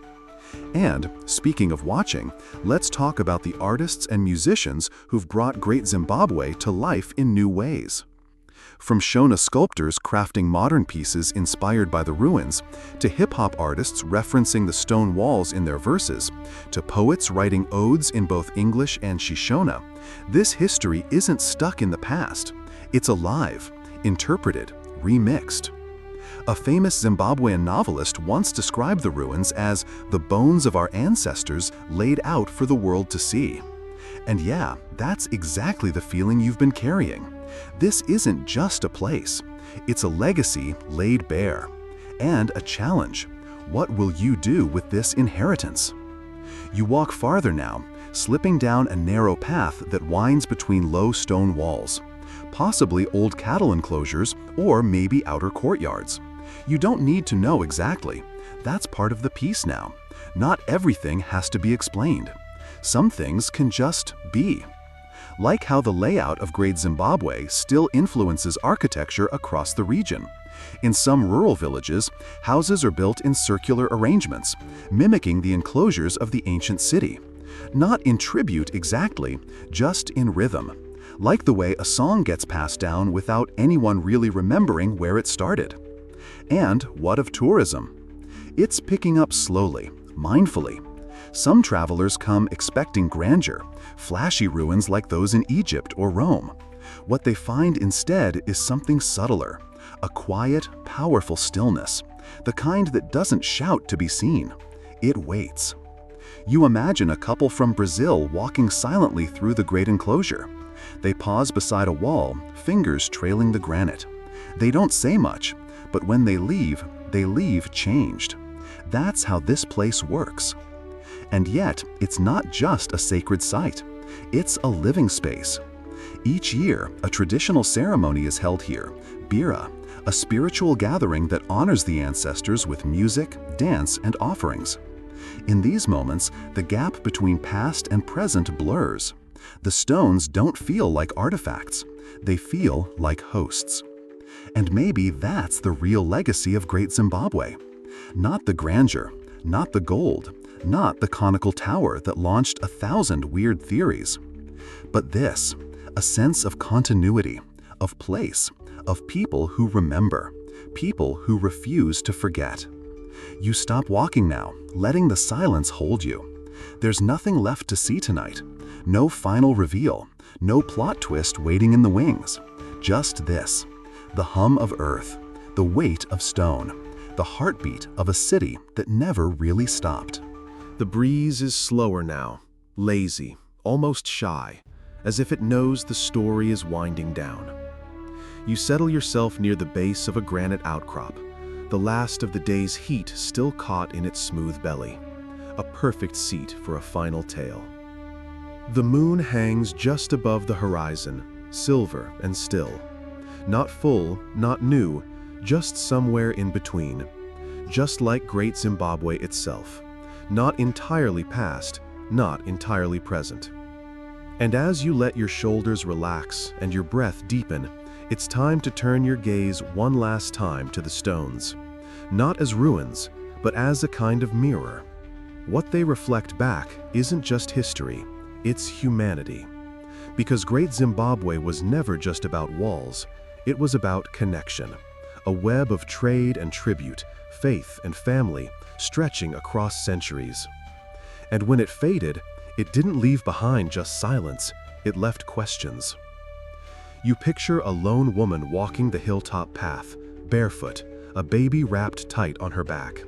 She hums as she moves, placing a small bowl of grain at the foot of a carved rock, an offering, a habit, a hope.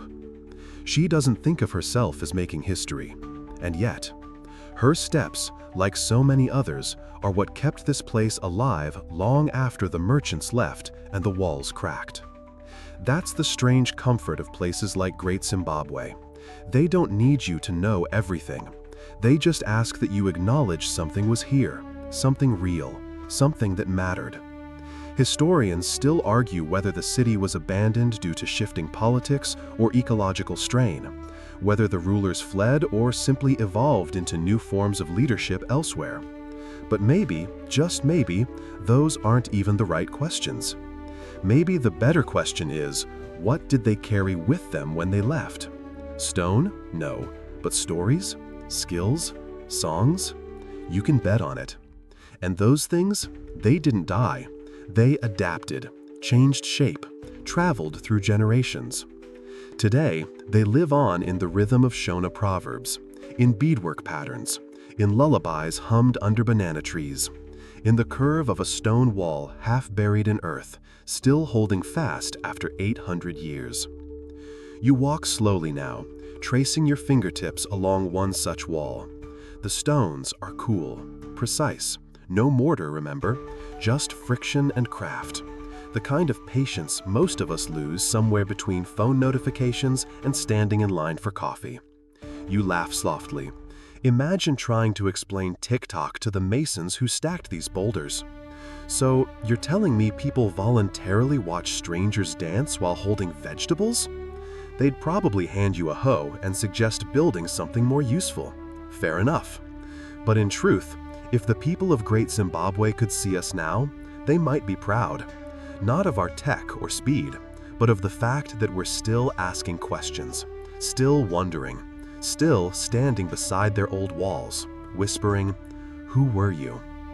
You kneel now, brushing aside a patch of dry leaves to reveal a smooth floor slab beneath.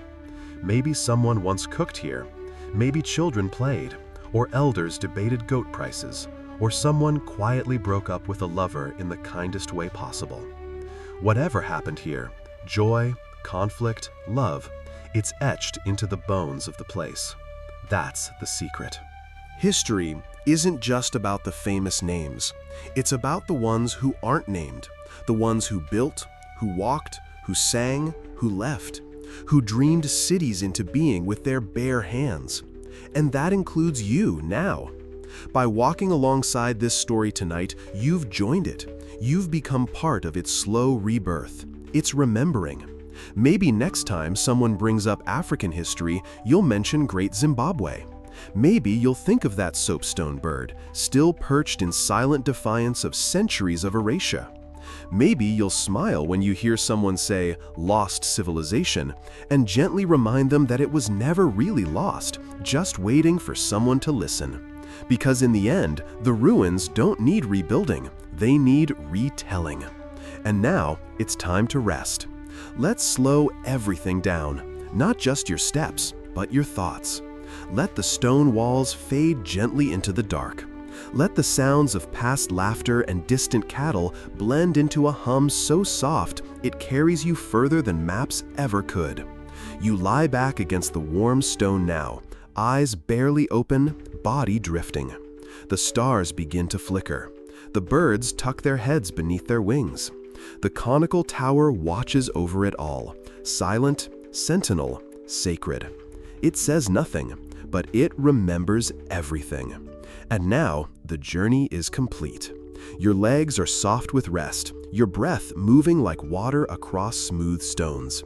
The stories of Great Zimbabwe settle around you like a blanket, woven from golden trade, sun-warmed granite, whispered legends, and a touch of forgotten glory. Let them hold you. Let them remind you that not everything precious is loud, that greatness can be carved in silence, stacked carefully in stone, passed on not by shouting, but by listening. The old city is quiet now, but not gone. Its walls breathe with memory, Its paths hum with presence. Its birds still fly in dreams. You've walked through time, and now time releases you, gently. Breathe in once more, deep and easy. Let the cool night air gather around your shoulders. Feel your muscles soften, the last of the tension unspooling. Nothing to fix, nothing to prove. Just this stillness. Just this quiet knowing that you were here and that the past is never really far. If your eyes are still open, let them close now. Sink just a little deeper into the dark. The fan hums, the stars blink above the trees. The world is still, and so are you.